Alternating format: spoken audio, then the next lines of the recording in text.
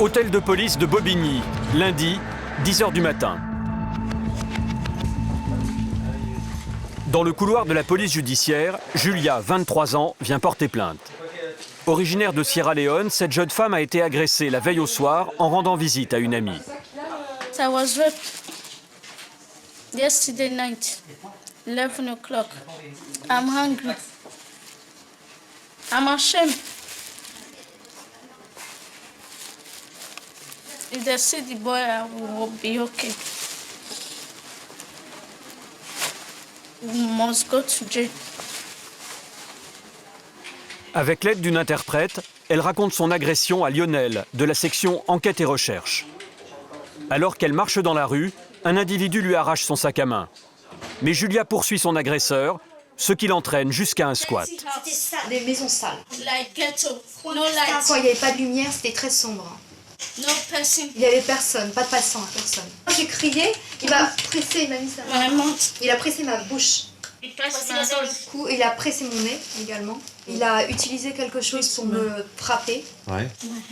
Dans ma tête. What something? What did you I do? don't see Je l'ai pas vu. J'ai pas vu parce que I was avez hiding. parce qu'en fait je cachais mon visage. Et après à un moment j'ai dit je vais appeler la police. C'est là où il m'a dit je vais te tuer. He was beating me. J'ai les yeux battus. Parce que sinon il allait me tuer. Left pantalon. Et il m'a dit enlève ton pantalon. Vite, pantalon. Allez enlève son pantalon. Dégage. Et pas même Did you have préservatif. collapse? Did you use a condom? No. Non. C'est ça. Did you ejaculate it inside you? When you went. Yes. So it inside you. Yes. Oui, à l'intérieur. L'agresseur a laissé sur sa victime son empreinte génétique. Les policiers vont comparer son ADN à celui d'autres délinquants déjà répertoriés dans leur fichier. He's taller than Il me. était plus grand que moi. Little. Un tout petit peu plus grand que moi. Donc 65. Ok. 65-70 quoi. Ouais, 65. Oh ouais, 60. Athletic, stud. It's fat. Like. As if. Yes. Mais normal. So normal is Pas not fat, pas. gros. Vous avez plaisir. Ok, d'accord, plus normal. Après 3 heures d'audition, Lionel et son chef de groupe, Jean-Manuel, vont retourner sur les lieux du viol. Allez, c'est parti. Et ils sont loin d'imaginer ce qui les attend. Take my sack. Ok, quand il a pris mon sac, c'était là. Dans cette Ok. rue-là. Et où est-ce qu'il vous a amené pour... Ok, where did he let you? The other De side. l'autre côté, là. Bon, on va le faire à pied, Ok, Raped. yeah. Is là-bas. Là-bas, c'était Juste là-bas. là-bas.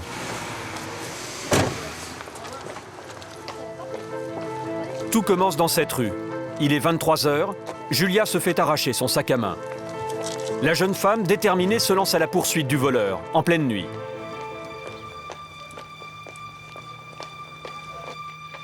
Encore que ça, t'as vu, j'ai l'impression que c'est désaffecté, là. C'est horrible. Lors de la course-poursuite, Julia ne se rend pas compte qu'elle arrive dans la Cité des Poètes, à Pierrefitte. Elle ne connaît pas ce quartier. Mais pour la police, c'est l'une des cités les plus sensibles de Seine-Saint-Denis. En cours de démolition, elle a même des allures de ville fantôme. Julia finit par rattraper le voleur. Open this door. This one.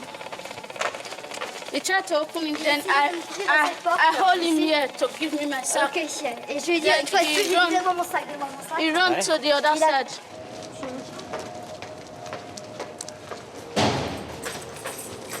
Vous faites quoi là Seb, Vous faites quoi là Un jeune homme sort de l'immeuble. L'arrivée des policiers semble le déranger. ok. Vous faites quoi là Hein? Vous faites quoi On fait quoi? Ouais. Bah, on avance, hein, on bouge, hein. Vous faites quoi là Bah, on fait quoi? Et toi, tu fais quoi? Hein? Les enquêteurs tombent nez à nez avec une dizaine de squatteurs.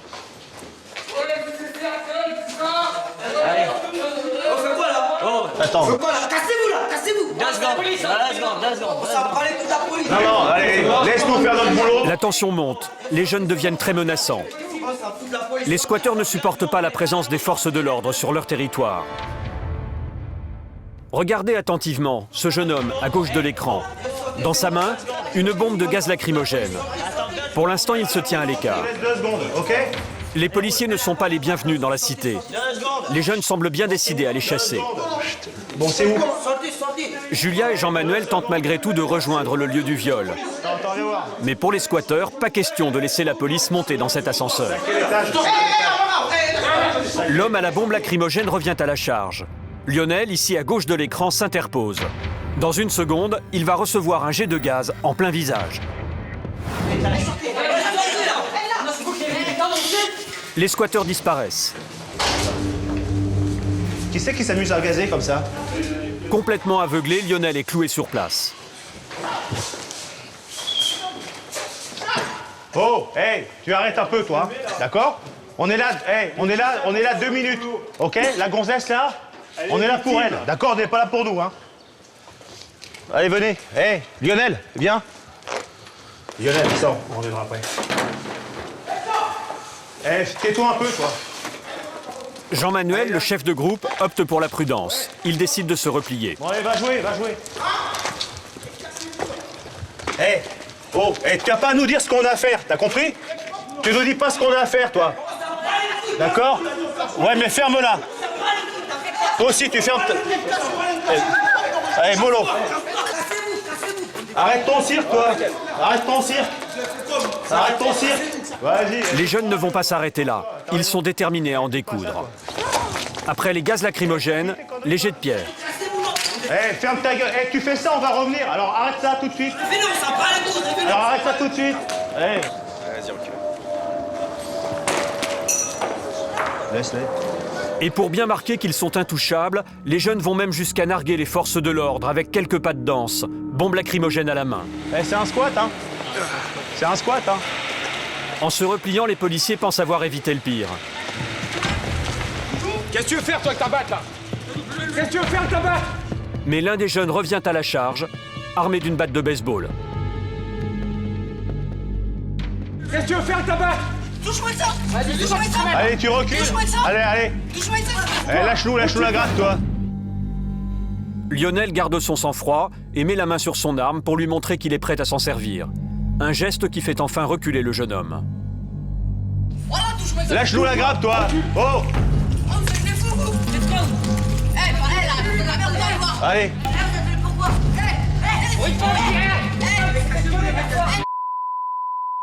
Pour rejoindre leur voiture, les policiers n'ont qu'une seule issue. Suivre ce long couloir, bordé de palissades. Plus que 200 mètres à parcourir, mais les pierres se remettent à pleuvoir. Vous revenez ici! Ça a été coup de poing de mes coups dans la tête! Attention. Ouais, on va voir, t'inquiète. Non, Attention! ne cours pas. Non, arrête de filmer, tu vas les excitations.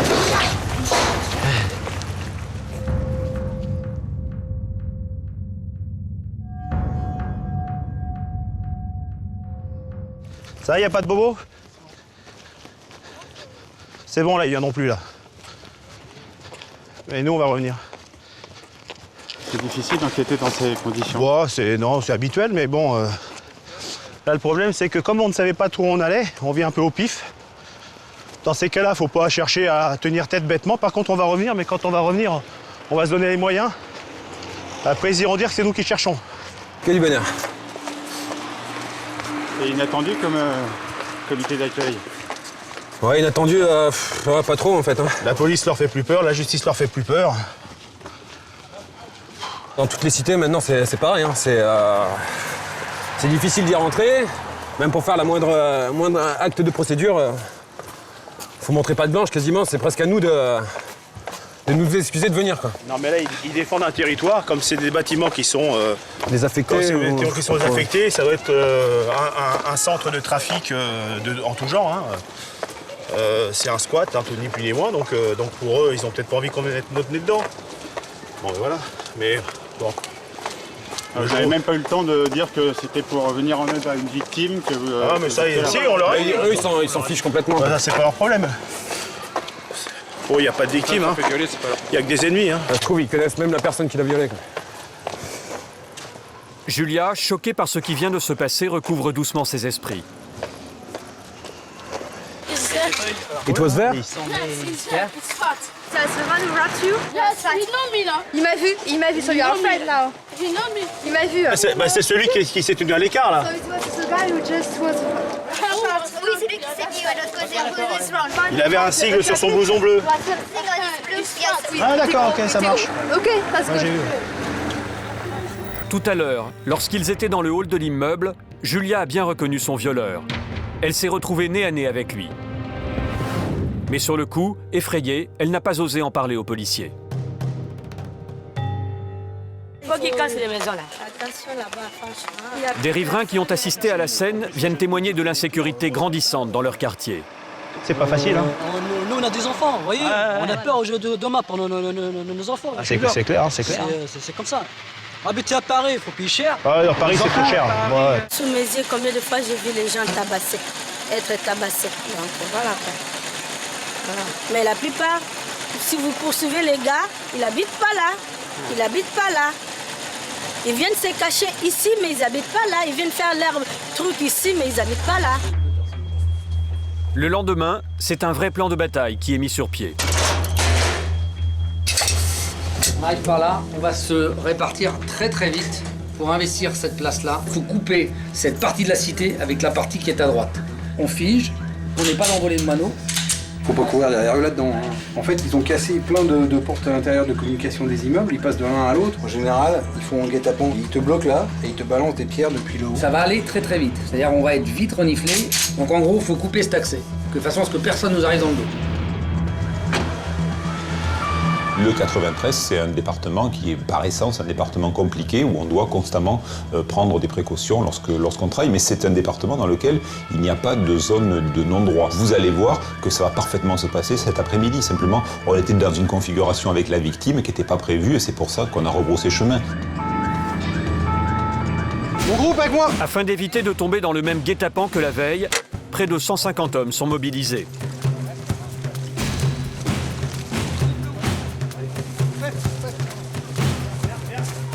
Objectif, identifier la bande et retrouver le violeur.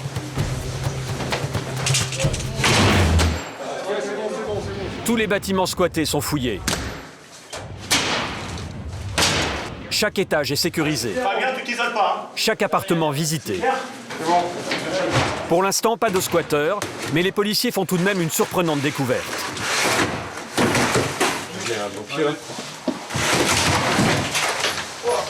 C'est des petits chiens, des petits pitbulls. Attrape-le, attrape-le. Oh putain de merde. Pour développer leur agressivité, ces petits pitbulls sont élevés dans le noir et souvent battus et affamés. Leurs propriétaires les font ensuite participer à des combats de chiens clandestins ou les revendent entre 600 et 700 euros. Les policiers ont interpellé 5 des jeunes squatteurs de la veille. Parmi eux se trouve peut-être le violeur de Julia. Elle n'en reconnaît aucun, sauf celui-ci. C'est l'un des caillasseurs de la veille. Il passera devant le juge dès le lendemain.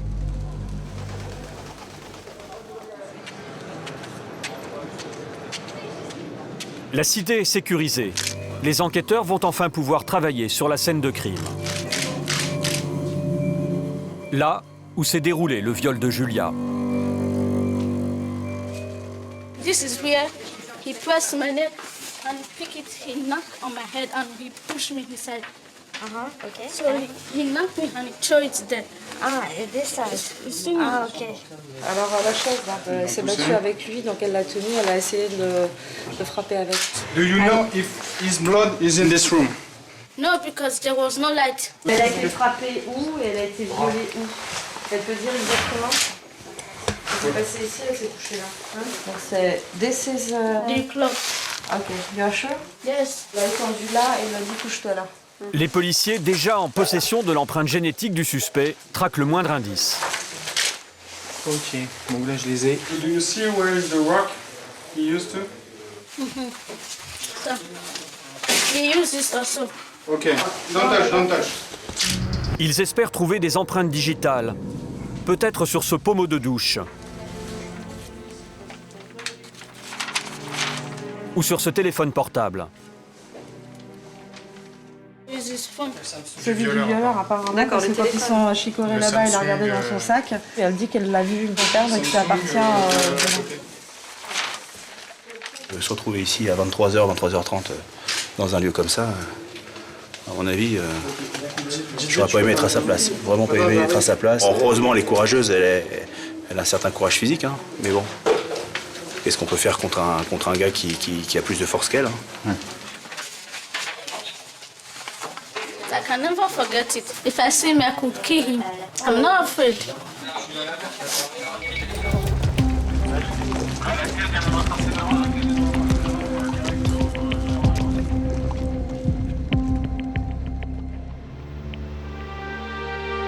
Ce matin, Jean-Manuel apprend une mauvaise nouvelle. On ne pourra pas mettre un nom sur le violeur. Son profil génétique n'est pas répertorié dans le fichier. Mais il reste un mince espoir. S'il y a des empreintes digitales sur le portable ou sur le pommeau de douche, elles pourraient tout de même conduire au criminel. Placés dans une étuve avec un récipient de colle, les objets sont soumis à des conditions de température et d'humidité bien particulières. La colle s'évapore et se dépose sur la surface des objets. Ça prend, hein, ça commence à monter légèrement. Faisant apparaître la moindre empreinte digitale. 1 heure plus tard, verdict. Vraiment les traces fragmentaires, là également. C'est vraiment super léger. Hein. Là on n'a rien, c'est inexploitable, ça aussi, là aussi. Non. Là on a un résultat négatif. Il n'y a pas de traces exploitables. Donc là on n'a rien. Quand même on joue de malchance. Hein.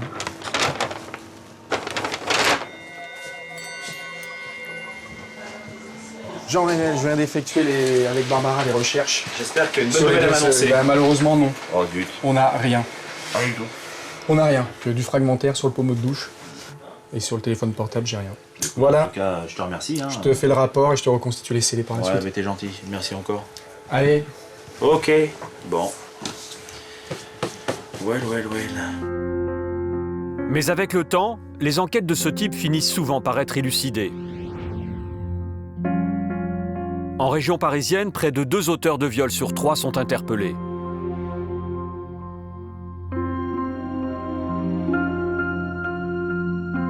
Des bandes comme celles qui ont agressé Julia et les policiers, il en existe plusieurs dans le 93.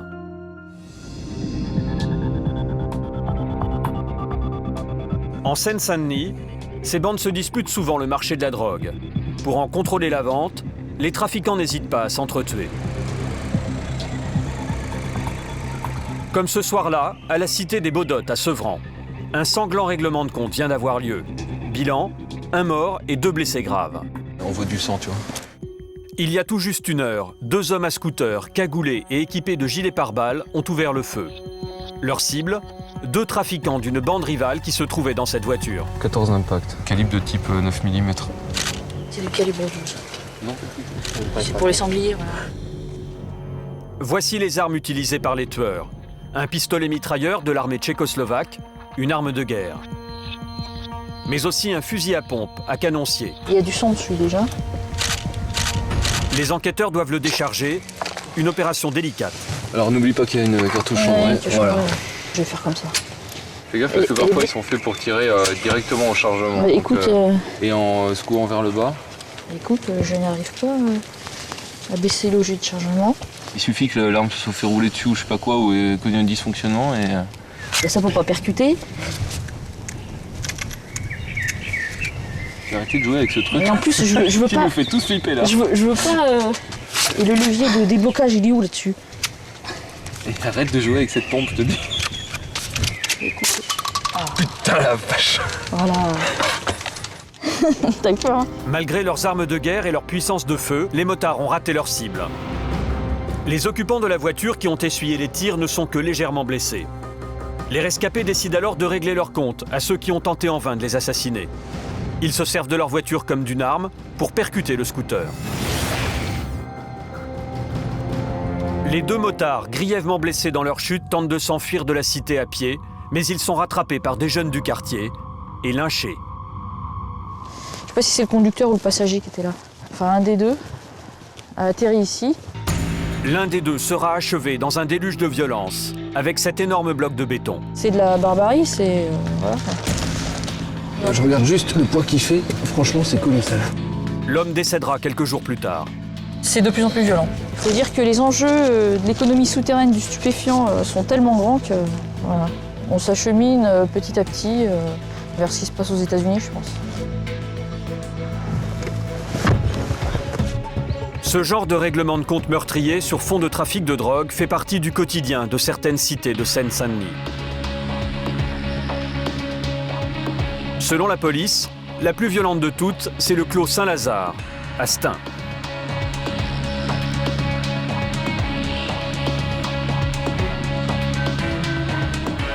La dernière tuerie en date remonte à 2007. 4 meurtres en 3 mois. Une année noire, un cauchemar pour les hommes de la PJ du 93. Depuis, le calme semblait être revenu sur la cité. Et pourtant, Fabrice est policier à la section criminelle. Il connaît bien le clos Saint-Lazare.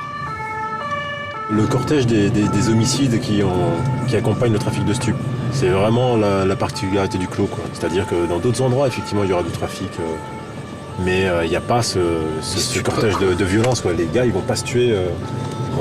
Voilà, il y aura peut-être des mises à l'amende, mais pas des homicides, des assassinats avec des vrais commandos armés, des gars préparés. C'est vraiment le clos, quoi. La crainte de cet enquêteur, que la guerre des gangs reparte dans le 9-3. Et le policier a bien raison d'être inquiet, car aujourd'hui, un habitant du clos Saint-Lazare, connu des services de police, s'est fait tirer dessus. Dans chacune des rues de cette cité, il y a un accident.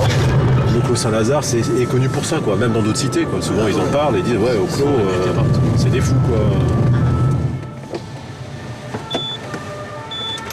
Les agresseurs n'ont pas hésité à ouvrir le feu sur leur cible, alors que l'homme était accompagné d'une femme de sa famille. Ouais. On n'a rien touché. Il est au volant, lui? Il est comment, lui? Il est au volant. Il est au volant. En fait, il a une première balle qui lui pénètre, d'accord, au niveau de la cuisse gauche, qui ressort. Une deuxième, même inclinaison, bas en haut, en fait. Sa main gauche perforée, elle ressort. De bas en haut, pareil, dans le soutien. Le scénario, un règlement de compte. La voiture est arrêtée au feu rouge. Un des 2 hommes descend d'un scooter et tire à 5 reprises, à bout portant.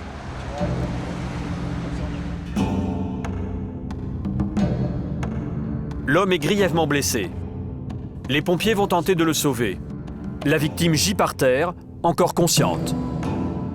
Les pompiers commencent à faire des pansements sur la victime. Il y a une Clio 2 grise qui s'est pointée, qui a ralenti au niveau de la voiture. Ouais. La victime a tourné la tête, elle a sûrement reconnu, il a sauté directement. Je vais vous tuer, je vais vous tuer. Pour voir juste ce qu'il a dit. Ils n'ont pas noté la plaque, d'accord. Non, ils ont juste eu le temps de se retourner, voir la Clio qui se barrait directement, tu vois. Ils savent que c'est une Clio 2 type grise, mais sans plus d'informations. Et donc c'est la victime qui a dit je vais vous tuer, je vais vous tuer? C'est la victime qui leur a dit. D'accord. Oh, il y a une garde d'hôpital qui a été demandée. Hein. Oui, c'est moi, je me suis dit s'il y a quelqu'un qui doit aller le finir là-bas. Il y a de grandes chances que c'est le clos Saint-Lazare qui redémarre. Les affaires reprennent. 5 coups de feu ont claqué. Au moment des faits, il y a plusieurs voitures bloquées au feu rouge et des témoins sur les trottoirs. Et pourtant, personne n'a rien vu. Personne ne veut parler ou personne n'a rien fait. Les policiers espèrent que la passagère de la victime pourra leur donner quelques indications. J'ai 2 de tension, j'ai plus de jambes. Asseyez-vous. Encore sous le choc, le moindre bruit l'a fait sursauter. Rien que ça. Excusez-moi. Le feu est rouge, vous êtes arrêté. Voilà. Ensuite? D'un seul coup, j'entendais boum. Boum, assourdissant, j'ai rien compris. D'accord. Et ça pleuvait les coups. Les coups de feu, vous dire? Les coups de feu, oui, les coups de feu. Il faut que je me concentre. Allez-y. J'ai vu le pistolet gris. Je peux pas vous dire si la main elle est noire, elle est blanche. On va reprendre parce que là, il nous manque des morceaux. Ouais.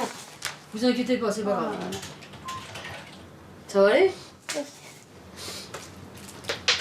Alors, vous avez entendu au moins 3 coups de feu. Mais j'ai l'impression que plus, parce que ça s'arrête pas. Au moins, c'est plus de 3. Peut-être plus. D'accord. 3 parce que ça fait 3. Boum, boum, boum. Exactement. Ça va vite.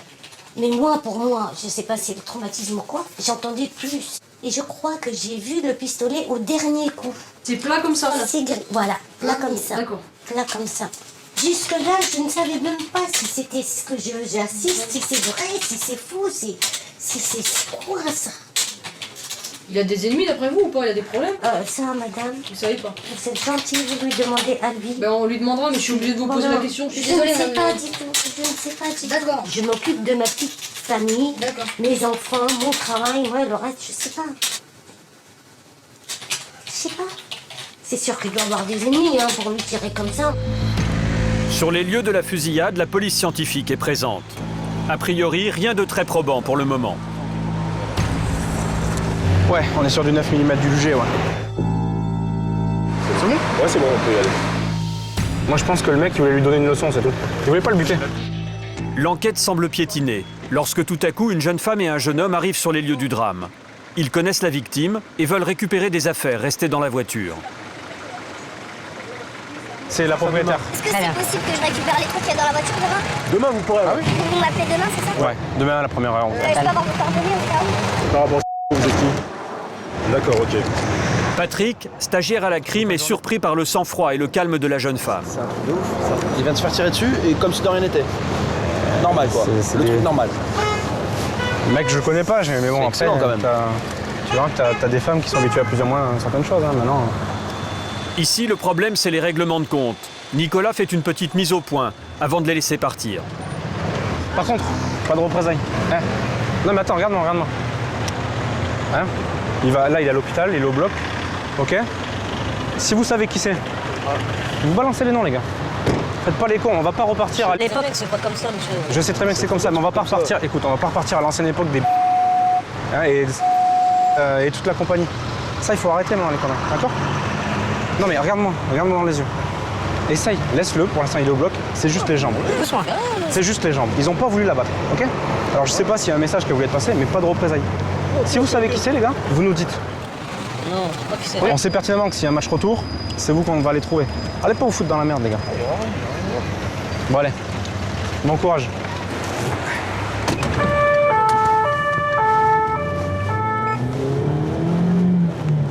Les êtres chers et proches essayent toujours plus ou moins de se faire justice. Hein. C'est toujours le risque. C'est toujours le risque. Aucun témoin direct de la fusillade ne veut parler. Pour les policiers, c'est le début de l'enquête de voisinage dans les immeubles qui surplombent la scène de crime. La porte est ouverte, s'il vous plaît. Peut-être que quelqu'un aura vu ou aperçu quelque chose. C'est la police, madame, on arrive. Allez-y, monsieur, allez-y. Je vous tiens à la porte. Bonjour, monsieur. Bonjour, madame. C'est pourquoi exactement? On fait une enquête de voisinage, donc on essaye de voir si des gens ont vu quelque chose. La police judiciaire? Ouais. C'est quoi? C'est la police. On est de la section criminelle de Bobigny. Ils viennent t'arrêter. Non, absolument pas. C'était pour savoir si vous aviez vu ou entendu quelque chose. Non, rien du tout. D'accord. C'est la police judiciaire. Face au carrefour, il y a eu une fusillade. Non, ils sont pas morts, vous inquiétez pas. Bon, en tout cas, je vous remercie pour votre gentillesse. Au revoir. Bonjour, madame. C'est la police judiciaire. Et vous avez vu les faits ou pas, non? Non. Il y a quelqu'un qui parle français? Non? Votre prénom, s'il vous plaît? Joséphine. Ah, c'est joli, Joséphine. Comme l'ange gardien. You speak English? Did you hear shotgun? No? Shotgun, coup de feu. Merci, monsieur. Au revoir. Vous concernant, vous avez rien entendu ou vu de particulier? Rien du tout. D'accord. Personne n'a rien vu, mais certains ont des histoires à raconter. Moi j'étais agressée, on m'a cassé le nez ici en bas à 12h un samedi. Hein. J'ai un de mes neveux qui s'est fait agresser il n'y a pas très longtemps. On lui a cassé le canal lacrymal, il a été au casin et tout. Mon autre neveu, lui c'était pour le voler, une bande on lui a cassé le nez à la gare de Saint-Pierre-Fitte. Mais j'ai mon fils qui a été agressé 5 fois et racketté.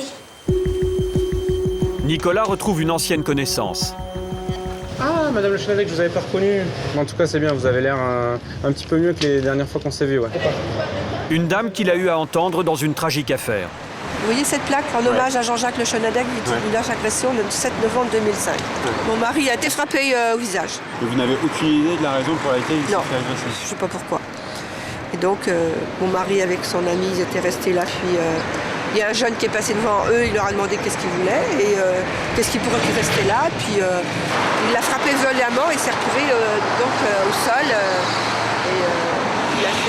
Il a tombé dans le coma et après ça a été fini. 3 jours après, il était mort. Finalement, l'agresseur a été arrêté. Il a pris 5 ans de prison pour ce qu'il a fait, mais bon, c'est surtout ça qui m'a choqué, que prendre que 5 ans de prison pour la vie d'un homme, c'est pas grand-chose. On a l'impression qu'ici, c'est la jungle, quoi. Au revoir, merci. Au revoir. On n'a aucun élément qui nous permette éventuellement de remonter sur le véhicule utilisé par les auteurs et de les identifier. Donc, l'enquête de voisinage, pour l'instant, est négative. Aucun témoignage direct. La victime, toujours à l'hôpital, ne veut rien dire des hommes qui auraient pu lui en vouloir. Seul espoir, cet ami de la victime et ses souvenirs.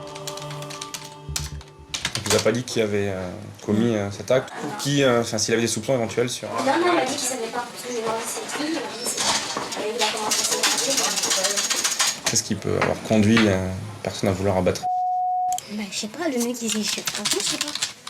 Parce que depuis sa sortie de prison, enfin, je veux dire, il est toujours avec ses enfants. Il sort pas les soirs.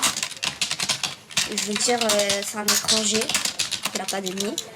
Je veux dire, il n'a jamais eu de menaces. Donc je sais pas d'où ça peut venir.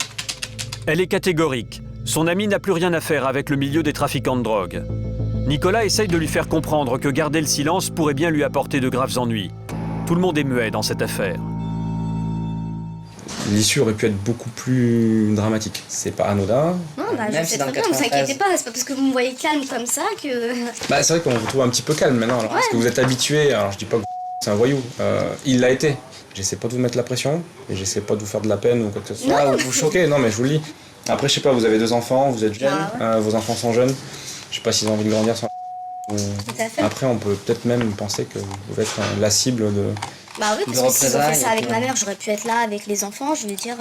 J'aurais pu avoir des dommages collatéraux, votre mère par exemple. Bah c'est ça, c'est ça qui me... Je sais pas si réellement vous n'êtes pas informé de ce qui se passe, si ne veut pas vous en parler. Maintenant, si vraiment vous savez quoi que ce soit, le téléphone il est disponible.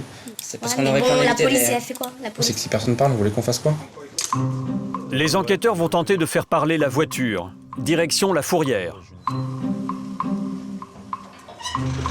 On retrouve éventuellement une ogive, effectivement, ça peut permettre aux balisticiens ensuite de faire éventuellement un rapprochement avec d'autres affaires et éventuellement déboucher sur quelque chose d'intéressant pour l'enquête.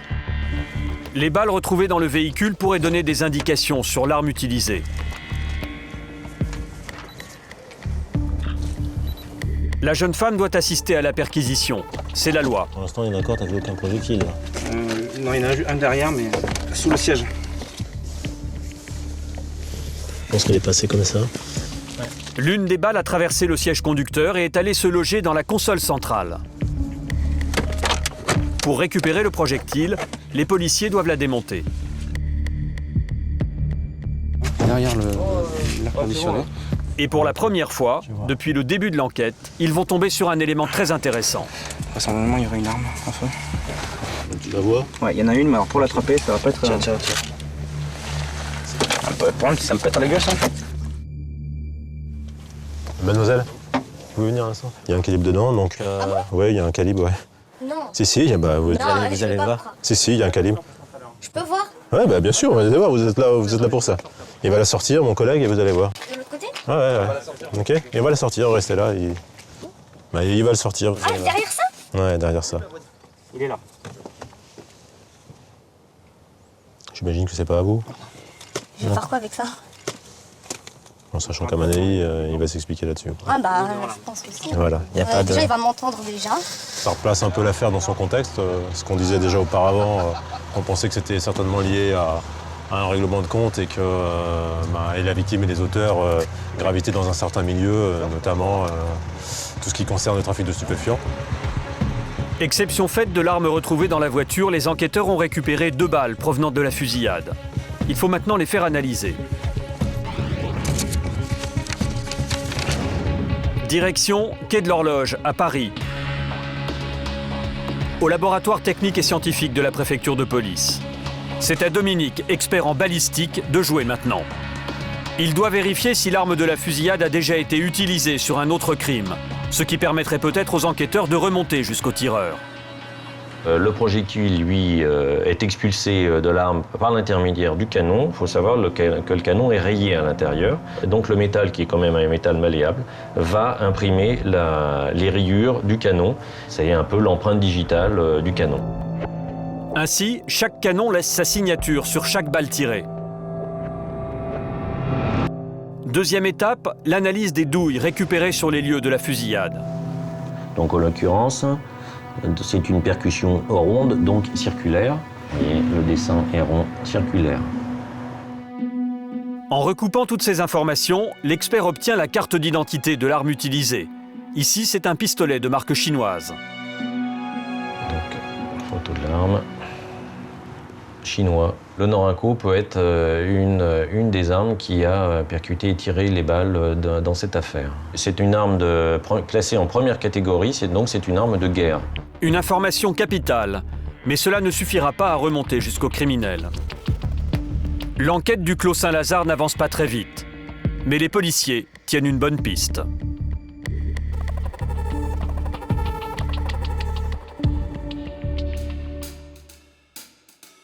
Depuis plusieurs mois, une équipe de cambrioleurs nargue la police. Cette nuit, ils ont encore frappé. Bijoutier, on est d'accord. Patrick est un flic à l'ancienne. À quelques mois de la retraite, il n'en revient toujours pas. Il pensait avoir tout vu en matière de cambriolage. Bonjour. L'alarme vidéosurveillance, elle s'est déclenchée à 3h du matin. Là, c'est que des montres. Et que des montres luxe aussi. Hors diamant?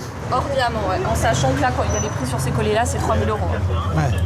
Ils sont pas rentrés dans la bijouterie, alors? Non. Donc là, c'était tout le rayon montre? Montre, tous les rayons montres, c'est des grandes marques, ces deux-là. Ces deux-là, c'est de très grandes marques. Ça vaut entre 3 et 5 000 € la montre. Pièce, là. Gucci, Mauboussin, ça vaut entre 500 et 800. Ouais, bon, je peux pas, mais bon. Mais je veux dire, mais bon. Avec des pendentifs, ils ont tout vidé. D'accord. Pendant la nuit, les cambrioleurs ont fait main basse sur les montres les plus luxueuses et les bijoux les plus chers, laissant sur place la pacotille. Pour réussir leur invraisemblable fric-frac, les gangsters sont descendus sous terre. Ils sont passés par le sous-sol et ont défoncé le plafond de la cave. Et t'as vu comment ils ont défoncé? Alors... C'est quand même super gonflé quand même. Sachant que quand vous voyez la dalle quand même qu'il y a... C'est moi qui l'ai coulé. Ils sont quand même hyper gonflés quand même. Sérieux, hein? J'ai coulé 15 cm extrait. Regardez un peu. Enfin, voilà quoi. Mon Dieu, mon Dieu, mon Dieu, mon Dieu. Vous voulez qu'on aille voir les caves? Ah ouais, aller voir les caves. Il n'y a pas de lumière dans la cave? Non. D'accord. Je sais pas si c'est eux qui m'envoient de clé ou... Donc c'est en même là-bas en haut. Ouais, c'est... Alors, à l'origine, c'est un soupirail à charbon. Ah, c'est ça? Tu vois ce que je veux dire? Parce que tu vois, quand tu vois la forme comme ça et puis ce bac-là, c'est qu'avant, les gens, ils se faisaient charger du charbon et on déversait le charbon par là. Et ils ont repéré, c'est obligé, c'est pas possible. Ah ouais, puis ça, c'est des super cons. Ah, ils sont venus quand même avec du matériel, hein. Ils ont pas rigolé. Parce que c'est du matériel de pro, oui, je pense pas que c'était du... sur place, je pense pas que c'était dans la cave. C'est un vérin hydraulique. Et on se demandait, ça fait du bruit quand il... Un vérin hydraulique, non. Ouais. Ils ont forcé la dalle avec un système d'été et de vérin. C'est un truc très professionnel. Et ça a dû faire un minimum de bruit juste à l'impact. Il y en a un qui a accédé en haut et puis qui a forcé les vitrines extérieures et qui a vidé toutes les vitrines extérieures. Vu la taille, le passage, ça... Oui, c'est un ado qui est passé là. Ils avaient prévu la dalle de soutien et tout. Oh la vache! Ah oui, tu vois, ils avaient bien... C'est du matos de chantier professionnel. Et les mecs, ils sont venus avec le matos. C'est pas du gamin de cité qui s'amuse à ça. Mais là, si c'est une équipe de pros, vous allez certainement pas retrouver beaucoup de traces. Il faut rester positif. Si je fais autrement, je travaille plus. Hein? Ouais. Oui, je vous reconfie. Oui. On n'aurait pas tout perdu, malheureusement. Voilà. C'est du pro, ça. C'est du pro. L'alarme de la bijouterie a pourtant bien fonctionné. Mais le quartier n'a pas été réveillé, car c'est une alarme silencieuse qui alerte la gérante discrètement à son domicile. La dame s'est bien déplacée, mais elle n'a rien vu de suspect. Est-ce qu'on entendait quelque chose à l'extérieur? Rien. J'avais la matraque dans la main. Extérieurement. Impeccable, rien, pas un bruit. Aucun bruit, rien du tout? Pendant 1 heure, on est comme ça et on essaye. Vous êtes resté 1 heure? On est, on va dire, 30 à 40 minutes sans problème. De 3h à 4h. Entre 3h et 4h du matin, les cambrioleurs étaient encore en pleine action, derrière le rideau de fer. Elle enregistre la caméra ou c'est... Ouais, elle enregistre. Ouais. On n'a rien visionné. Rien visionné, on va regarder ça. Grâce aux caméras de vidéosurveillance, le policier espère enfin pouvoir identifier les voleurs. Je le crains le pire, il me semble pas en voir dedans. Merci. Oh là là là là. Putain de merde. Je crains le pire. Ouais, c'est pas vrai. D'accord. Pas de vidéo. Cassette. Ça va pas nous faciliter le boulot, mais bon, voilà. Cette nuit-là, les cambrioleurs ont eu de la chance. Mais 10 jours plus tard, la brigade de répression du banditisme arrêtera les voyous alors qu'ils dévalisaient une autre bijouterie dans le centre de Paris.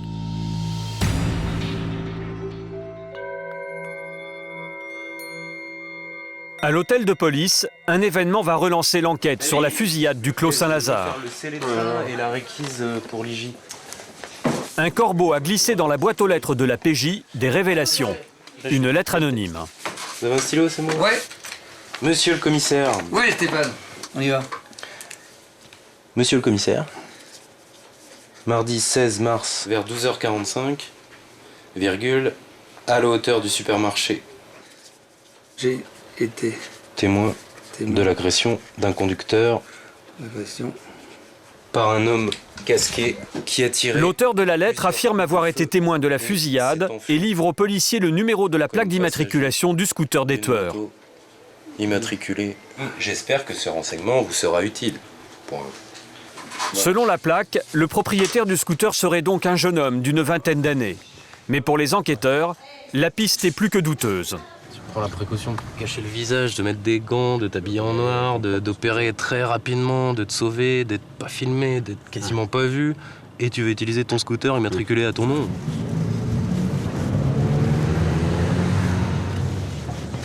Le jeune homme vit encore chez ses parents. Il est absent. Bonjour monsieur. Oui, la police, on pourrait vous parler 2 petites secondes. Est-ce que vous avez un fils? Oui, il est à l'armée. Il est à l'armée. Les parents, eux, ne semblent pas très étonnés de voir arriver la police. Ouais. Il a un véhicule, votre fils, ou pas, monsieur? Une moto? Non, elle n'a pas de moto. Et qu'est-ce qui se passe? Il y aura une moto à son nom. Nous, on enquête sur une affaire criminelle dans laquelle une moto est impliquée. Voilà. Bah, dis donc, il en a des trucs, mon fils, en ce moment. Hein. On lui a volé des documents? Sa pièce d'identité, son permis de conduire. Et après, ils ont fait des ouvertures de compte, par exemple à Finance. Ils ont fait à SFR, Free, des locations de voitures. Enfin, on n'est pas au bout de notre peine, ça continue. C'est un gros sac de nœuds, ça je peux vous le dire. Comme les enquêteurs s'y attendaient, le jeune homme est victime d'une usurpation d'identité. Effectivement victime encore d'une usurpation, on vous tiendra au courant. Au revoir madame. L'auteur des coups de feu se serait donc servi de ses papiers pour acheter le scooter. C'est une piste qui s'éteint un peu, quoi. Après, reste à savoir comment le véhicule a été immatriculé, quels sont les documents précis qui ont été fournis au moment de l'immatriculation pour voir éventuellement qui a pu faire cette manœuvre frauduleuse, quoi. Faux papiers, armes de guerre, expéditions punitives. Les trafiquants de drogue des cités s'organisent maintenant comme de vraies petites mafias. On sait à la base voilà, que les affaires, mais c'est pas spécifique à la Seine-Saint-Denis, les règlements de compte entre malfaiteurs, c'est difficile à élucider, quoi, que ce soit en Corse, à Marseille ou dans d'autres coins de la France. C'est comme ça, quoi. C'est des affaires un peu plus compliquées à résoudre. Mais c'est pas spécifique à la Seine-Saint-Denis et à Bobigny, quoi. Fabrice et la section criminelle sont inquiets. Ils redoutent que le blessé du Clos Saint-Lazare cherche à se venger et que la guerre entre les bandes redémarre.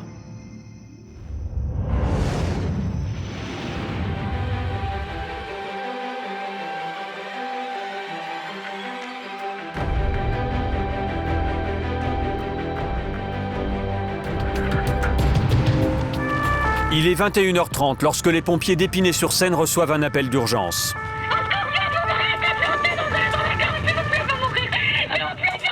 Madame, calmez-vous là. Au bout du fil, une voix de femme épouvantée. Elle appelle au secours. Son mari vient d'être agressé en pleine rue. Madame, passez-moi quelqu'un. Enfin, grave, très grave, monsieur. D'accord, ce que vous allez faire, monsieur. En fait, il y a eu une dispute au coup de couteau. Le mec, il saigne grave. Je sais pas s'il va tenir le coup. Bon, les pompiers sont partis. Hein. Il faut faire vite, monsieur. Il faut faire vite. David et Brahim de la section criminelle partent sur les lieux. Brahim ? Les policiers reconstituent très rapidement le scénario. Une querelle au sein d'une même famille. Un homme a pris la fuite après avoir égorgé le mari de sa sœur. La victime est entre la vie et la mort. Les coups de couteau ont été donnés sous les yeux des enfants de la famille. Qu'est-ce que c'est que ce sac? C'est un sac à dos qui était retrouvé, ça serait le sac à dos d'un des enfants qui était présent. Comme il y a du sang dessus, on le prend et à l'issue on placera tous ces livres. Alors le coup serait produit là où se trouvent mes collègues, devant le passage piéton où il y a le cavalier numéro 2 de l'identité judiciaire. Ouais. Et la victime se serait réfugiée vers la station de bus où il y avait des personnes qui attendaient pour échapper à l'auteur. L'auteur qui se serait enfui par la rue qui se trouve là-bas sur l'autre côté. À 2 pas de la scène de crime, les policiers retrouvent la voiture de la victime, les 4 pneus crevés par des coups de couteau. L'auteur présumé, avant de blesser son beau-frère, aurait crevé les pneus de cette voiture qui appartient aussi à des membres de sa famille avant de s'en prendre à son beau-frère. La traque commence. Jean-Luc, le patron de la section criminelle, tient peut-être une bonne piste. D'après la famille de l'agresseur, l'homme se cacherait peut-être avec une femme dans un hôtel. Aux dernières nouvelles, là, elle a loué une chambre dans l'hôtel sur Blanc-Ménil. Donc là, il y a un dispo qui est en cours autour. Ils n'interviennent pas pour l'instant tant qu'on n'arrive pas. Donc moi, je propose là qu'on aille à Blanc-Ménil et on va aller faire le point avec des collègues qui sont sur place. Salut, bon courage, ciao. Depuis tout à l'heure, il est en contact avec la famille. Il a son téléphone portable.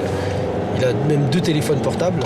Et on a fait des géolocalisations sur ces téléphones-là, à savoir quelle borne accroche ces téléphones. Donc on connaît son cheminement. On sait qu'il est passé par la Courneuve, le parc départemental. Puis voilà, aux dernières nouvelles, il y aurait une chambre d'un hôtel du Blanc-Ménil qui aurait été louée par sa maîtresse. Donc il est peut-être là-bas.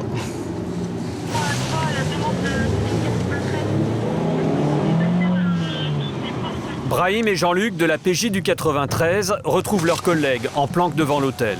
Bonsoir. Ouais, on sait que lui, il est censé être là par le biais du veilleur de nuit qui dit qu'en gros ça colle. Ouais. Que le couple est arrivé. Il y a 0h25, ils sont ici. Il y a des collègues apparemment qui sont à l'étage supérieur. D'accord. Il faut qu'on fasse du super discret parce que là on va pas taper. On va pas taper. Là je vais rappeler le prof mais il ne voudra pas. Allô? Je suis patron de la crime. Alors, en fait... Alors qu'il n'a même pas 30 ans, le jeune homme serait récidiviste. Il aurait plus de 50 faits à son actif. Vu le palmarès de l'auteur... Agression sexuelle, extorsion sous la menace d'une arme et violence volontaire avec arme. Merci, à tout à l'heure. L'homme pourrait être dangereux. Son arrestation risque d'être compliquée. Il est au 4e, il dort et pour l'instant on reste tranquille. Là il est 1h48, je vais commander du monde et puis on interviendra à 6h. S'il sort on le tape, mais on va pas le chercher. Les enquêteurs ont des doutes concernant l'identité de l'homme qui accompagne la jeune femme. Est-ce bien la personne recherchée? Les policiers vérifient en visionnant les enregistrements des caméras de vidéosurveillance. Il faut qu'on soit sûr, Jean-Luc. Parce que là, moi, j'engage du monde. J'ai 80 bonhommes qui vont arriver. Attendez, on va essayer de voir la qualité de la réception. C'est la 02, la caméra 2. Ouais. Bonne pioche. C'est bien le suspect qui dort à l'hôtel. Il est arrivé tout à l'heure au bras d'une femme. Est-ce qu'il y a une sortie de secours au fond du couloir ou... Ouais, il y a une sortie de secours, mais c'est filmé en fait. Ça veut dire s'il sort, je peux voir qu'il est bien sorti. Il est 2h du matin. Les policiers ne vont pas intervenir tout de suite. Est-ce que je peux faire un café long? Non, c'est bon. Moi aussi, un café long. Grâce à lui, nous allons tenir le coup. Jusqu'à 6h. Pour pouvoir mener cette enquête à bien. À 6h10 maximum, on vous laisse tranquille. La chambre d'hôtel est considérée comme un domicile privé. Les policiers ne peuvent pas y pénétrer avant 6h du matin, l'horaire légal pour intervenir. En attendant, ils fixent les écrans de contrôle.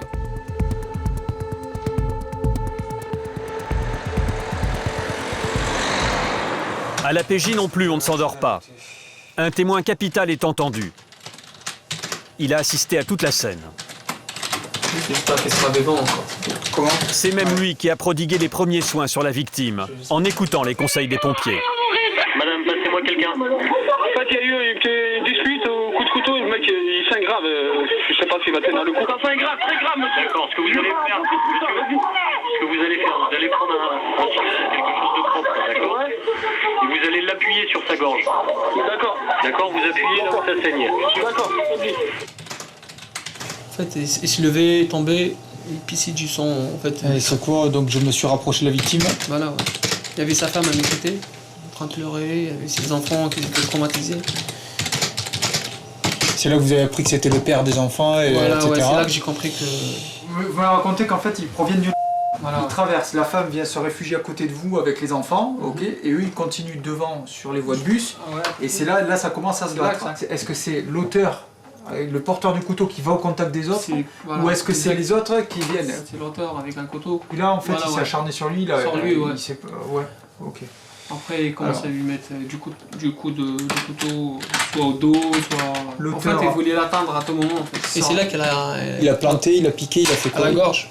La lame est rentrée complètement en fait. D'accord. Ça vous l'avez vu, ouais. La lame Complètement. du couteau. Elle s'est écroulée au sol la victime? Ouais, après ça a commencé à sortir comme c'est un rembellion en fait. Des giclées de sang sortir de l'orifice. Et c'est là qu'il a pris la fuite et il a été poursuivi par... Également présent au moment du drame, un proche de la victime est lui aussi auditionné. Il est terriblement choqué.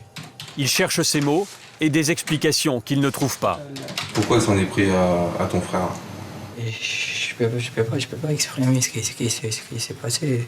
Les cousins, et je sais pas, il est devenu fou et franchement, j'ai pas grand chose à vous dire.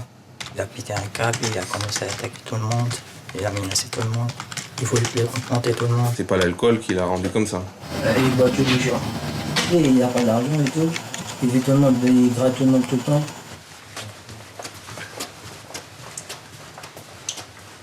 C'est vraiment l'exemple flagrant en fait du manque de respect de la vie humaine, tout simplement. Les gens sont dans une telle détresse, dans un tel alcoolisme ou dans des fois c'est les stupéfiants et ça enlève complètement en fait la raison par rapport à ce qu'est la vie et la mort, tout simplement. Donc qu'il y ait des enfants, qu'il n'y en ait pas, finalement ça n'a plus aucune importance. Les choses doivent se passer, elles se passent et puis les gens ne se posent pas plus de questions que ça, quoi. Je pense pas que je vais dormir, je vais faire une nuit blanche, je vais enchaîner demain. J'ai un café, je dois ouvrir à 6h du matin. Il est 3h. Je vais juste prendre une douche. On va essayer d'oublier ce qui s'est passé ce soir. Ouais, n'importe. À l'hôtel, rien à signaler. Le suspect n'a pas bougé. Il n'est pas sorti de sa chambre. Pour l'instant, tout est calme. Pour l'instant, tout le monde dort. Sauf nous. 5h30 du matin, les renforts arrivent. Une dizaine d'hommes de la BRI, la brigade de recherche et d'intervention. Des policiers préparés spécialement pour les interpellations dangereuses. Deuxième porte, c'est la chambre. La deuxième porte, elle se trouve où? Avant l'intervention, le veilleur de nuit décrit la chambre aux policiers. Vous avez une chaînette, il y a quelque chose qui ferme le... Non, il n'y a plus de chaînette. Avant, il y avait une chaînette, mais là, il n'y a plus de chaînette. Par contre, la deuxième, elle se pousse ou elle se tire? Parce que la première, elle se pousse, la deuxième, elle se tire. 6h moins 5, ultime préparation. Les policiers passent à l'action. Voilà, il faut se méfier juste pour le moment, il n'y a pas d'arme. Vous êtes en liaison, vous, radio?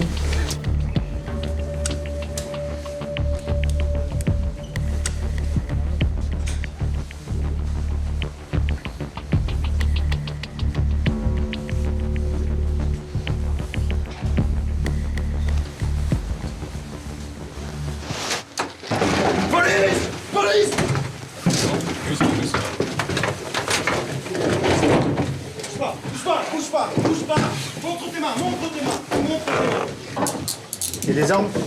L'homme dormait tout habillé. Il avait bloqué la porte d'entrée à l'aide de cette chaise et de cette table de nuit. À partir de maintenant, vous avez fait une bêtise tout à l'heure. Bon, bah vous êtes placé en garde à vue pour une tentative d'homicide volontaire. Ça veut dire que vous avez cherché à tuer quelqu'un, monsieur. D'accord? Ça vous dit quelque chose ou pas, monsieur? Allô? Je vous parle, est-ce que ça vous rappelle quelque chose? Monsieur, vous avez des droits dans le cadre de cette garde à vue. Vous voulez un médecin? Vous voulez faire prévenir quelqu'un? Vous voulez un avocat? Vous avez une pièce d'identité, mademoiselle? Non, j'ai rien sur moi. Laissez-vous ma parole, mademoiselle. Protégez. Mais je suis en culotte, vous êtes que des mecs. Nationalité? Alors, un enfant, monsieur. T'as caché quelque chose ou pas dans cette chambre? T'es sûr? Déjà, moi, je te dis, tu commences mal déjà. Tu sais pourquoi tu commences mal? Parce que tout à l'heure, je t'ai demandé est-ce que t'as fait une connerie tout à l'heure ou pas? Tu m'as dit que non. Tu m'as dit que tu savais pas pourquoi on te plaçait en garde à vue. Et j'aime pas qu'on se foute de ma gueule. C'est moi qui vais t'auditionner, c'est moi qui vais t'auditionner pendant 2 jours. D'accord? Donc réfléchis bien à ce que t'as fait tout à l'heure. Ok? T'as compris ou pas? Eh, on a plein de témoins. T'as compris ou pas? Les témoins, ils racontent pas des conneries. Donc réfléchis bien. D'accord? Je me prends pas pour un con. C'est toi qui vas perdre. Donc si tu veux pas perdre beaucoup, dis la vérité. Quoi qu'il en soit, voilà, tu vas y aller. Voilà, je sais que maintenant, si tu veux... minimiser cette période, la réduire, et ben dis la vérité. T'as compris ou t'as pas compris? Bah, on va être clair alors. Ouais. D'accord. Franchement, On en je parle. suis choqué, laisse-moi. D'accord, on en parlera tout à l'heure. D'accord, c'est normal, on en parlera tout à l'heure. Ok? Mais voilà, je entends de ta bouche la vérité. Et pas des boubards. Vous avez déjà fait de la garde à vue ou pas? Oui. Combien de fois? Je sais pas. D'accord, tellement de fois que vous vous en souvenez plus, c'est ça? Pendant que sa compagne l'aide à se chausser, l'homme tente de lui faire passer un message en lui murmurant 2 mots à l'oreille. Tu dis que quoi? Surveille ta boîte aux lettres. Il dit surveille ta boîte aux lettres. Surveille ta boîte aux lettres, ça veut dire quoi? C'est les seuls moments où... C'est pour que les lettres au cas où tu vas... C'est bon, il faut baisser le ton. Faut baisser le ton, il faut pas parler... Ouais, bah, faut baisser le ton. Doucement aussi, d'accord? De toute façon, vous allez venir avec nous, vous aussi. Comment? Vous allez venir avec nous, vous aussi. Non, mais il faut être tranquille. Il a fait une bêtise, il faut qu'il assume, c'est tout. Voilà, on ne vient pas comme ça gratuitement. Si on est là, c'est pour quelque chose de sérieux. Voilà, on ne vient pas faire chier les gens le matin comme ça gratuitement. Voilà, c'est ça qu'il faut se dire. Donc s'il a fait une connerie, il faut qu'il assume.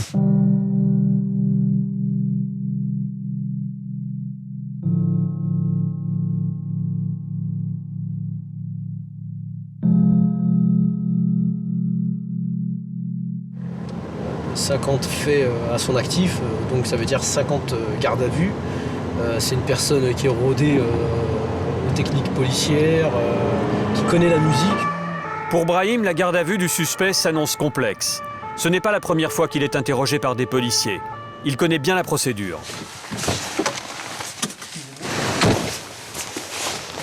L'interrogatoire n'a pas encore commencé que déjà le suspect pose des conditions. Merci les gars. Bon, bah voilà. Le rapport de force s'installe. Si tu veux vraiment qu'on commence de tu veux une cigarette, c'est pas grave. Mais je fume pas, je vais pas te la sortir. Tu te la sors d'où la cigarette? T'as pas de cigarette dans ta fouille? Il y en a une dans la poche de ma copine, il a mis le paquet dedans. Ah bon? Ouais. Eh ben je te la sortirai, d'accord? Là tu attends, ok? Juste regarde, là on va parler. Ouais. Je vais fumer ma clope. Attends un instant. Elle peut pas là. T'avais pas fait à faire tes conneries, tu crois que moi je suis réveillé depuis quelle heure? Je sais. Depuis quelle heure? Je sais pas. Hein? Depuis hier. J'ai pas dormi cette nuit, d'accord? Alors toi si t'as pas eu ta clope, respecte-moi un petit peu là, au lieu d'aller faire tes conneries à Épinay-sur-Seine. Hein? Et faire mobiliser des policiers pendant toute la nuit. Hein? Alors maintenant, respecte. T'as pas quoi? J'ai pas voulu. T'as pas voulu quoi? J'ai pas voulu moi tout ça là. Moi je suis choqué là pour l'instant. Là... Et alors, t'es choqué? Moi je suis pas choqué, j'ai pas dormi de la nuit. Moi je demande juste à quoi remettre mes idées en place. Et alors? Tu veux fumer? Eh ben tu fumeras pas. C'est moi qui décide. D'accord? Voilà. Brahim a mis les choses au point. Le gardé à vue commence à craquer. Mais sois un bonhomme, arrête de chialer, putain. Tu connais très bien la musique, arrête de me la jouer à l'envers. Pas chaud pour l'instant, regarde, je vais être franc. Pourquoi tu vas me sortir? Je sais que tu vas me dire. Tu vas me dire que ta tête elle est chamboulée, c'est ça? Non, c'est même pas question de ça. C'est quoi? Pour ma propre défense pour l'instant, je préfère réfléchir. Ok, d'accord, c'est ton droit. Ça parce que je t'ai dit non pour la clope, ça y est, tu me fais ton chantage. Si, c'est du chantage que tu me fais. Je fais pas de chantage. Si, ça en est. Parce que je veux pas te laisser fumer une clope, ça y est, tu veux pas monter, tu veux pas me voir, tu veux pas parler? Bah ouais, franchement, je veux pas. À cause de la clope alors? Non, c'est pas question. À cause de quoi? Ah bah à cause de quoi? Je dis rien d'autre. Ok. Ah, ce petit jeu là, c'est toi qui vas perdre, je te le dis tout de suite. Parce que moi, tous les mecs qui sont assis là face à moi, ils me disent tous, ouais, mais vous avez une dent contre moi, vous m'en voulez, c'est pour ça. Non, du tout. Faut pas me stéréotyper non plus, tu vois. Non, je me permets de te cataloguer parce que, en effet, j'ai vu ton palmarès. Le nombre de fois que tu as eu affaire à la police, c'est impressionnant. T'es un habitué des commissariats ou pas? Non. Ah bon? Tu me soutiens le contraire? Tu veux que je te ressorte toutes les conneries que t'as fait déjà? Je suis pas tous les jours en garde à vue. J'ai pas dit que tu l'étais tous les jours. Voilà. Mais tu ne l'as pas été qu'une, 2, 3, 4 ou 10 fois. Tu l'as été largement plus de 10 fois. Et ça, c'est que pour les conneries pour lesquelles tu t'es fait pincer. Dans un bureau voisin, la petite amie du suspect est entendue. Il a été interpellé pour des faits tentatives d'homicide volontaire. Vous m'avez dit involontaire tout à l'heure, c'est une tentative d'homicide volontaire. Les faits pour lesquels il est interpellé. Êtes-vous surprise? Ça ne vous inquiète pas plus de voir du sang sur sa cuisse, vous ne lui posez même pas la question? Bah non, c'est un mec, encore une fois, si je devrais faire attention à ça. Vous avez bien fait attention puisque vous le précisez là. Oui, parce que je l'ai vu sur un pantalon blanc en même temps que le rouge, ça se voit. La première heure d'audition n'aura servi à rien. Le jeune homme ne veut pas se livrer. Il va retourner réfléchir en cellule. Mais avant cela, Brahim doit impérativement récupérer le pantalon du jeune homme. Retire tes lacets. Taché de sang, le vêtement représente une pièce à conviction. Tes pompes et ton pantalon, je le veux. Je vais l'analyser, après je te le rendrai. Tiens, vas-y, mets ça. Mais non, mets ça, tu vas pas aller en caleçon. Mets ça, je t'ai dit. Mets-le. Mais tu vas cailler en bas. Demande à ma daronne, emmène-le en bas. Je lui demanderai. Je vais lui dire de t'en ramener un, d'accord? Mais en attendant, mets ça, s'il te plaît. Pourquoi tu veux pas le mettre? Tu veux descendre comme ça en caleçon? Mais ton pantalon, tu sais pourquoi je veux le garder? C'est pas pour te faire chier. Pourquoi je veux le garder? Allô, je te parle. Pourquoi tu te mets à pleurer?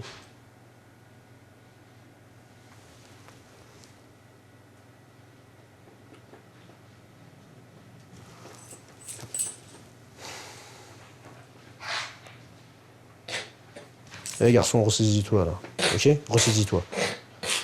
Ton pantalon, si je te le prends, c'est parce qu'il y a des taches dessus, d'accord? Et ces taches-là, elles m'intéressent. T'as compris ou pas? T'as pigé? C'est pour ça que tu pleures? Oh, il veut pas mettre la combine. Mais ça va te protéger au moins. Ta maman, je vais lui dire de te ramener un pantalon. Mais pas toute la combinaison, hein. Tu mets juste le bas, juste le bas. Et tu fais un nœud, hein. Tiens. Mais je vais lui dire à ta mère. Bien sûr, je vais lui dire. Eh, j'ai une parole, moi, j'ai pas... Ça va, toi? Ouais, on n'a pas dormi de la nuit, quoi. C'est vrai, hein, quand je te dis qu'on n'a pas dormi de la nuit, on n'a pas dormi de la nuit. Tu crois que ça me fait plaisir, moi, de... J'ai dormi. Hein? Et ben, en attendant, où c'est qu'on t'a trouvé? On t'a trouvé dans un pieu, bien accompagné. Il a pas arrêté toutes ces conneries, il a fallu qu'il fasse pire. Il est connu sur énormément d'affaires, il a 5 pages de fichiers chez nous, avec des violences avec armes, y compris avec armes de poing, etc. Il a arrêté tout ça. Il a rangé tout dans Je dis pas, peut-être il s'est arrêté, ça fait un petit moment, etc. Donc peut-être la surprise. Mais c'est pour ça que j'insiste un petit peu à savoir si vous êtes réellement surprise. Oh oui, parce que il s'est vraiment calmé. Juste qui est là, Laurent? Ouais, je vais passer à... Aucun aveu pour l'instant. Quant à la jeune femme, elle ne sait rien du coup de couteau. T'as parlé avec elle de ce qu'elle sait de ce qui s'est passé tout à l'heure ou pas? Non, mais j'y viens pour l'instant. D'accord, ok. Il appelle, Ah ouais. il se voit comme d'habitude. Ouais, t'es là, on va à l'hôtel, ok, ça va. D'habitude, Elle n'a pas il- trouvé plus stressé que ça, rien Ouais. du tout. Non, donc ils vont à l'hôtel et puis terminé. Puis là, d'un coup, ils se font interpeller. Ah ouais. On l'entend, tentative d'homicide, elle comprend pas trop quoi. D'accord. Voilà. On va voir déjà un peu ce qu'il en est. 8 heures du matin, cela fait 23 heures d'affilée que Brahim travaille. Il est épuisé. Bon, on va se coucher un petit peu là. Je te laisse. Allez, à toutes. Allô, maman? Viens me chercher au commissariat de Bobigny, s'il te plaît. Ouais. L'autre, il a failli tuer son beau-frère. Ils sont venus à la maison. Mais il fallait bien que je passe au moins la dernière nuit avec lui. Ça va pas ou quoi? J'ai dit j'allais pas, je fais rien là-dedans, sauf que j'étais avec lui, donc ils m'ont emmené en même temps. C'est bon, t'es contente maintenant quand on va plus jamais parler de lui. C'est bon, t'es contente, ça y est, c'est bon, il va prendre 10 piges là, ça y est, c'est bon. C'est pas ça, s'il te plaît, viens me chercher, c'est tout. Tout de suite. Elle le déteste. Pour quelle raison? Parce qu'il m'a déjà frappé et puis voilà, elle n'a pas accepté. Par exemple, comment vous vous ressentez? Voilà. Choquée. Parce que ça arrive pas tous les jours comme ça qu'on vient nous chercher au réveil. Et... perdue. Parce que j'avais prévu ma vie avec lui et puis voilà, ça part en fumée en l'espace d'une journée. Mais vous vous rendez compte que ce qu'il a fait, c'est quand même Grave, je sais. Là, vraiment, je sais pas comment je vais faire. Vous aimez ce garçon? Beaucoup. Au bout d'1 an et demi déjà, voilà, on avait prévu de prendre un appartement, un enfant, et puis... Ah non, c'est foutu. Plus qu'à recommencer à zéro. Quelle vie, hein, putain de merde, quelle vie.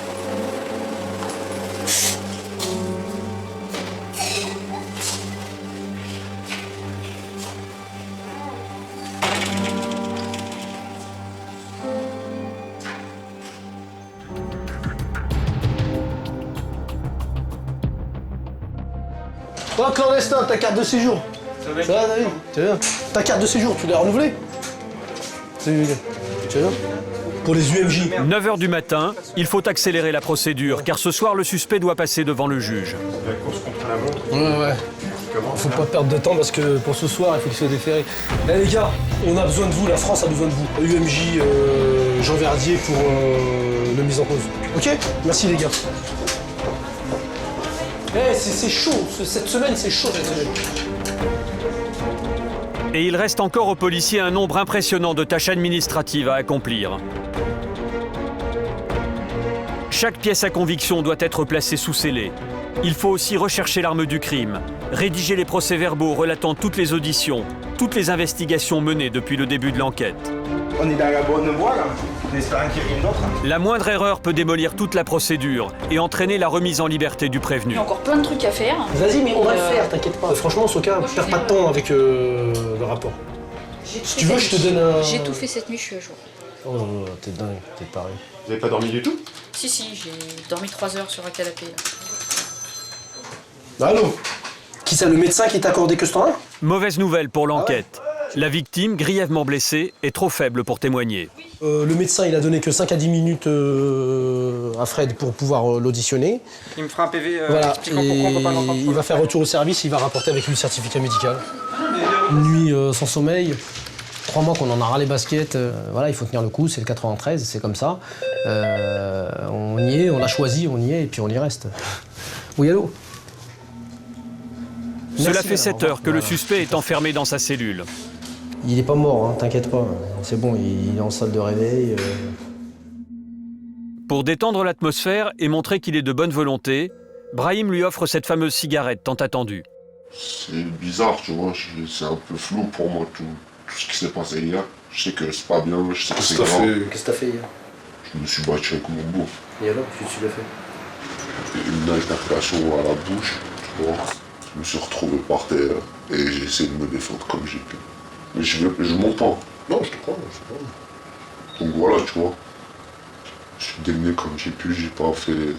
Ça allait très très vite. Tu t'es défendu avec quelque chose, avec un objet?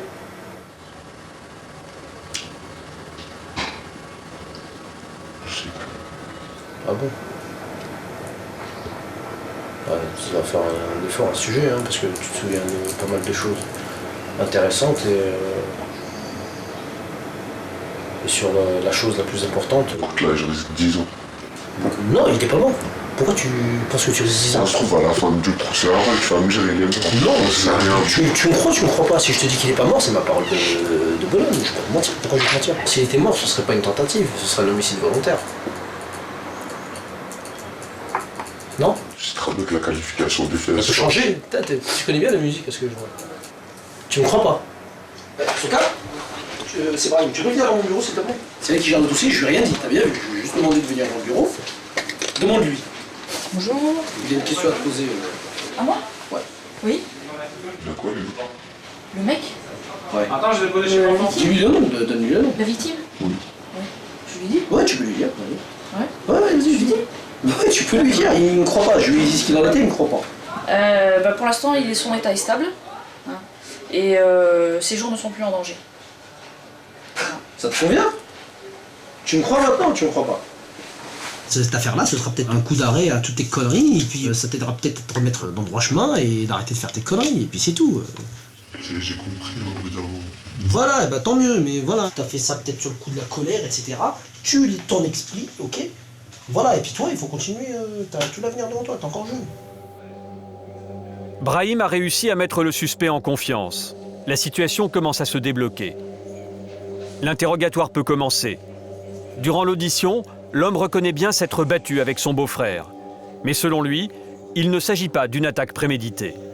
C'est dans la confusion de la bagarre, pour se défendre, qu'il aurait donné un coup de couteau.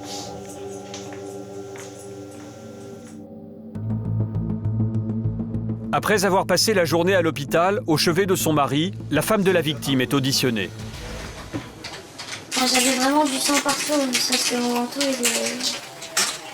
j'en avais sur la figure aussi, de toute façon, du sang. Elle a été témoin de la bagarre entre son mari et son frère. Son témoignage est essentiel, mais sujet à caution, car elle est jugée partie. Ah, moi je suis arrivée après, j'ai pas vu la bagarre. Je vous assure, moi j'étais encore même sur la chaussée en train de ramasser mes affaires. Il y a du monde dans la rue à ce temps-ci, vous savez, madame. Et on peut comprendre que vous soyez tiraillés entre votre mari et votre frère. C'est même pas si je vous dis la vérité. Vous êtes sûr de vous? Parce qu'il y a des témoignages qui disent que vous étiez complètement là-bas. contraire. C'est là où j'ai ce trou noir et j'ai pas pu voir cette scène, monsieur. Est-ce que vous saviez que l'auteur des faits, c'était votre frère à ce moment-là? Je vous jure, je savais pas.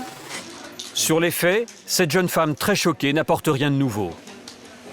En revanche, elle révèle l'origine de la dispute. Vers 21h15 ou 21h20, je me suis disputé avec mon frère que nous trouvions au 5 rue de Paris, endroit où était stationné mon véhicule.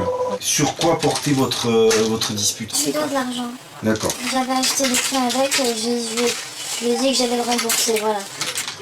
Suite à l'achat, vous m'avez dit de? J'ai acheté 4 pneus il n'y a pas très longtemps. 4 pneus? Ouais, ah, d'accord, d'où les pneus. Ah, voilà, c'est pour ça qu'il les a achetés. Très bien. L'achat de quel montant? Ça, c'était environ 600 €. Environ 600 €. Des coups de couteau, pour une simple dette de 600 €. La garde à vue touche à sa fin. Ce soir, le jeune homme dort en prison. Et c'est à ce moment-là que pour la première fois, il semble prendre conscience de la gravité de son acte. Des fois, ça se passe trop vite, on peut pas... C'est pas prémédité ou quoi, mais voilà. C'est regrettable. Surtout pour la personne. Voilà quoi. La victime, vous voulez dire? Oui. Vous avez peur ce soir? Très peur.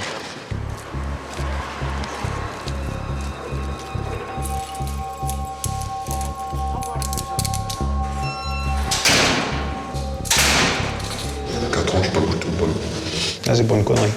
La plus grosse de toute ma vie. Bah, quand tu sors d'ici, change d'air. Ouais, mais tout ça, c'était fini de toute façon. Ouais, non, mais... La vraie vie, c'est quoi?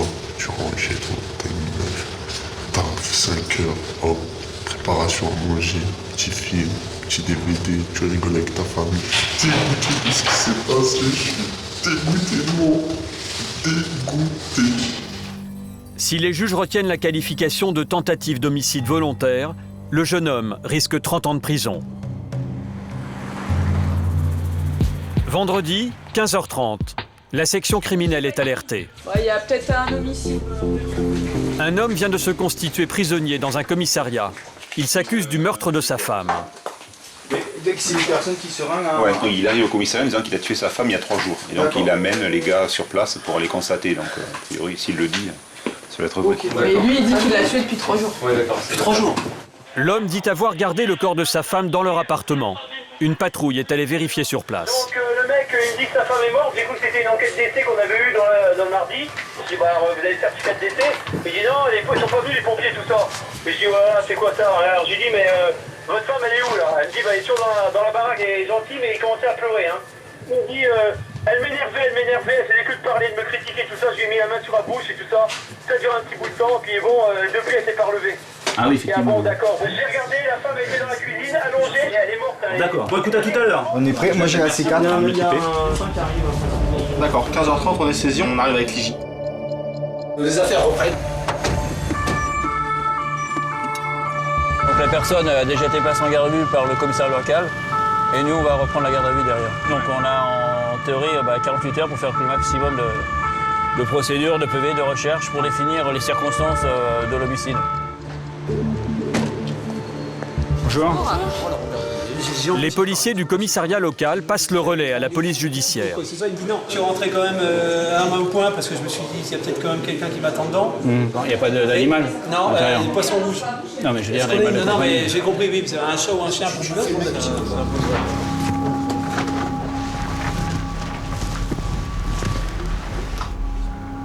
On va se faire plusieurs points de vue.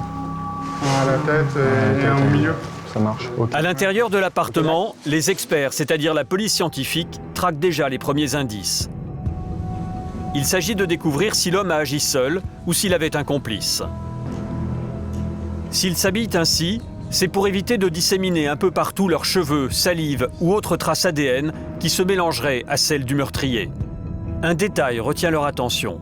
Dans le 93, rentrer dans un appartement où il y a eu un meurtre, avoir des bougies pour diffuser une bonne odeur, c'est plutôt rare. Des bougies allumées, des rideaux tirés. Chaque détail peut se révéler important. Alors avant de toucher à quoi que ce soit, les experts doivent figer la scène de crime. Ouais, tu peux continuer ton 360. Aujourd'hui, ils testent un tout nouvel appareil photo. On réalise des clichés pour faire un assemblage par la suite en panoramique mais cubique, ce qui va permettre de réaliser par la suite une sorte de visite virtuelle de l'appartement, donc de la pièce qui nous intéresse, la cuisine, mais aussi le salon, comme ça communique. Pour parvenir à cette visite virtuelle, les policiers prennent des clichés sur 360 degrés.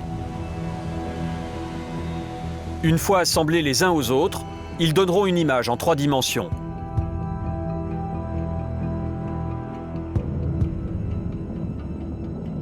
Ce procédé permettra aux policiers de vérifier les moindres détails de la scène de crime.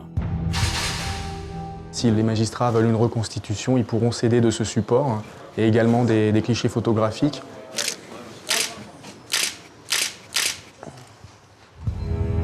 Puis les lieux sont mesurés, cotés, pour établir un plan détaillé de l'appartement. Et je te fais de la tête à la machine à laver. 35 cm. Pendant plus de 3 heures, les policiers vont examiner le corps de la victime étendu au milieu de la cuisine. 80...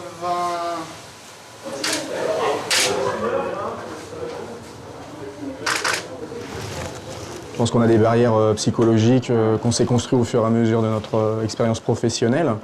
Et du coup, ça devient le travail, tout en respectant bien évidemment la nature humaine. C'est pas pour ça qu'on ne fait pas preuve de respect, bien au contraire. Là où c'est le plus dur, c'est peut-être lorsqu'on intervient avec des enfants, où là, effectivement, on peut faire des transferts. L'appartement est en ordre et il n'y a aucune trace apparente de lutte.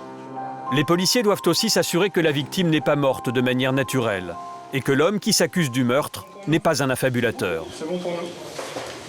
Bonjour monsieur. C'est le médecin légiste qui doit déterminer l'origine de la mort. Non. Nous, sur le terrain, on est obligé d'examiner le corps en totalité, voir s'il y a des signes de lésion ou de traumatisme témoignant d'un signe de violence. Donc pour nous, c'est clair. Donc on a le saignement au niveau du nez, le saignement au niveau de la bouche, mort violente. On arrête là. Pour lui, aucun doute, il s'agit bien d'un meurtre. Est-ce que ça va être compatible à un décès au début de semaine? On est vendredi. Plus de 48 heures. Plus de 48 heures? Et 3-4 jours, c'est possible quoi? Oui, d'accord. Reste maintenant aux enquêteurs à déterminer le mobile du crime. Non, ce qu'on va déterminer, c'est est-ce que c'est un crime passionnel, est-ce qu'il y avait une volonté de tuer, est-ce que c'est accidentel, une question de jalousie, d'argent, de problèmes conjugaux, enfin bon, on va essayer de déterminer tout ça, quoi. L'homme qui s'est accusé reste étonnamment calme, et même posé. Apparemment, il n'a rien à cacher. Pour lui, le drame ne serait qu'une banale dispute de couple qui aurait dégénéré. Il n'aurait pas voulu tuer sa femme, mais seulement la faire taire, en lui plaquant la main sur la bouche. Il précise aussi avoir vécu aux côtés du corps de sa femme pendant 3 jours. Le temps pour lui de prendre une décision. Je pense qu'à ce moment de courage où je suis allé à la police, m'a enlevé un poids. Je pensais pas le vivre, ça. Je dois beaucoup vivre et voilà. Donc cette situation, non. Je le voyais toujours à la télé. Vous savez que ce sont des fictions, même si des fois ça raconte des histoires vécues. Là, je vis en direct. Je regrette mon acte et je me regrette que se soit passé, que ma femme soit morte et que ma vie ait basculé, parce que je me dis, c'était pas ça mon but dans la vie, que j'aille en prison et que je passe ma vie, c'était pas ça. Je pense que je vais être emprisonné pour, je sais pas, j'imagine une vingtaine d'années, un minimum. Et après, donc moi je vais faire des comptes de 20 ans plus tard, si j'existe encore. Voilà, on se fait un peu dans sa tête une histoire.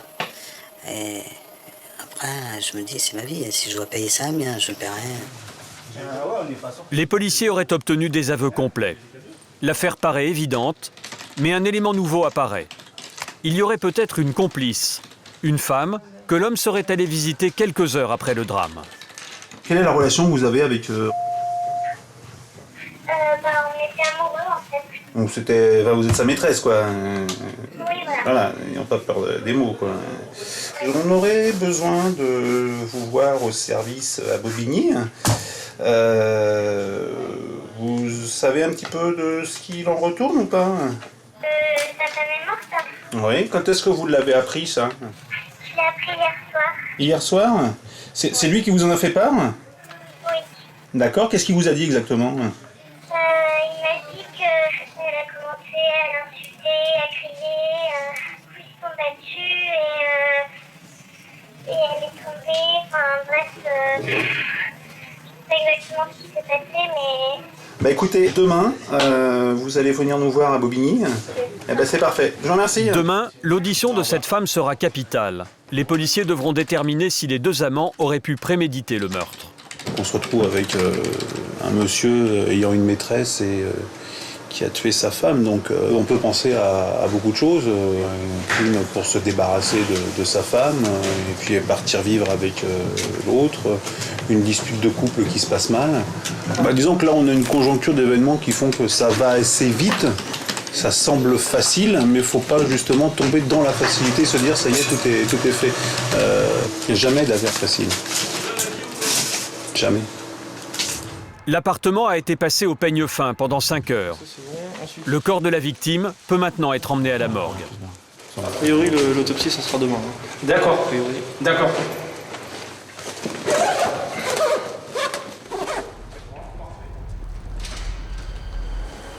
Le lendemain, l'autopsie confirmera que la femme est bien décédée par étouffement.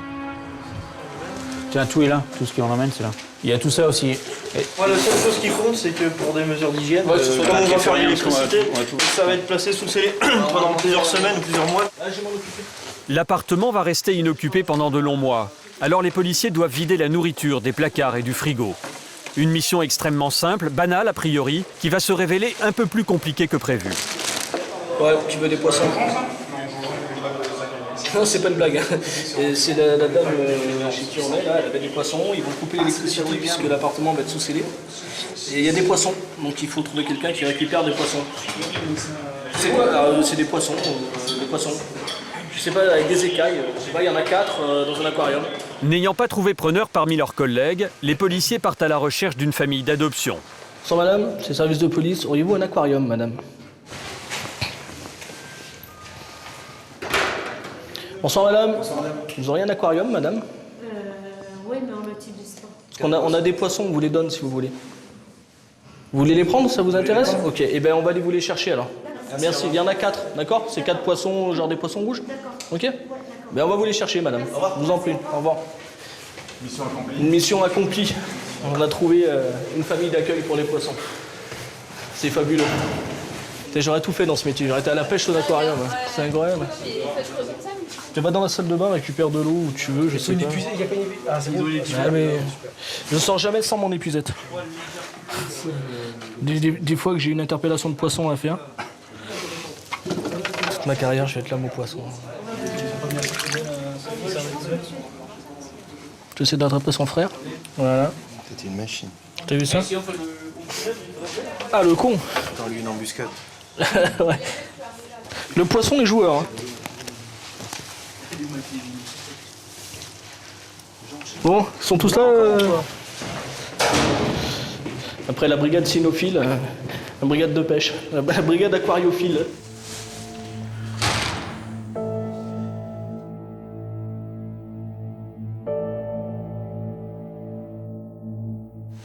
Il lui a dit que le corps était chez lui. Il y avait déjà eu un truc de violence entre eux? Ouais, il y a eu plein de la femme. Et il y a combien de temps à peu près? Il dit qu'il y a ponctuellement de la violence dans le couple. Le lendemain, c'est Jean-Manuel qui est chargé d'interroger l'ami du suspect. Avec une question, est-elle sa complice? Je vais la chercher de rechef. Donc il est arrivé vers 23h30, ouais, on va dire. D'accord. On aurait dit un fantôme. Un fantôme. Il m'a dit on s'est battu et je m'en veux beaucoup. Je pensais qu'il disait je m'en veux beaucoup de m'être battue avec ma femme, quoi. Et je lui ai demandé mais elle est morte et il m'a dit. Qu'est-ce qui vous fait poser la question? Mais elle est morte. Parce que mettre la main sur la bouche de quelqu'un, Dieu merci. On n'en meurt pas, quoi. Vous voyez, donc c'est pas un élément déterminant. C'est pas en disant je l'empêche de crier qu'on peut poser question. Alors elle est morte. C'est que. Oui, mais parce qu'il était tellement bouleversé de ça que je me suis dit, bah s'il est si bouleversé, peut-être que. J'arrive pas à le croire, en fait. J'avais l'impression d'être dans un film où un truc était pas réel, je tremblais partout. Et après, il m'a dit, il faut que j'aille au commissariat. Et je lui ai dit, promets-moi que tu vas y aller.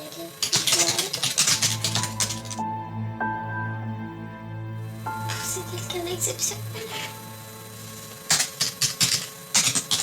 C'est pas juste. C'est pas juste qu'il lui arrive. Je veux dire, il mérite pas ça. Ah voilà, il faut. Voilà, parce que quand on dit c'est pas juste, si vous dites ça à certaines personnes, imaginez qu'en cour d'assises vous soyez amené à témoigner. Vous dites, madame, vous dites que c'est pas juste. Mais pensez-vous que ce qui est arrivé est juste? Et bam! Vous voyez?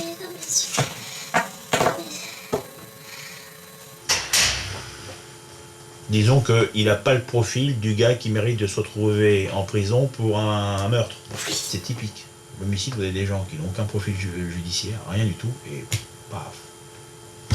C'est vraiment l'infraction caractéristique. Allez, let's go.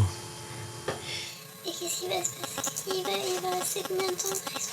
En prison? Combien de temps il va rester? Ouf, là vous me posez une colle. Hein. Un minimum. Non, maximum. Autant il se prendra 5 ans, autant il se prendra 8, et puis il va sortir au bout de 4. Les 4 à compter d'aujourd'hui. Hein. Non mais attendez, je vous dis c'est théorique ce que je vous dis. Hein. Et... détendez-vous, c'est théorique ce que je vous dis. Hein. Donc moi j'aurais bien aimé qu'elle ait un petit mot pour la victime, parce que souvent on a tendance un peu trop à les oublier les victimes. Hein. Même l'homme ne semble pas se rendre compte de la gravité de l'acte dont il s'accuse. Pour lui, la disparition de sa femme serait en fait un concours de circonstances. Il pense ne pas mériter la prison. C'est de la machine, mais... Ce soir, tu es ici encore. Non, je sais, mais il y a encore une chance, une liberté conditionnelle. Ouais, non, ne rêve pas. Il vaut mieux avoir une bonne surprise qu'une mauvaise surprise. Donc ne rêve pas, parce qu'à mon avis, vu les faits, il y a peu de chances qu'ils te remettent dehors. Il y a mort d'une personne humaine, en général, les gens ne ressortent pas. Hein.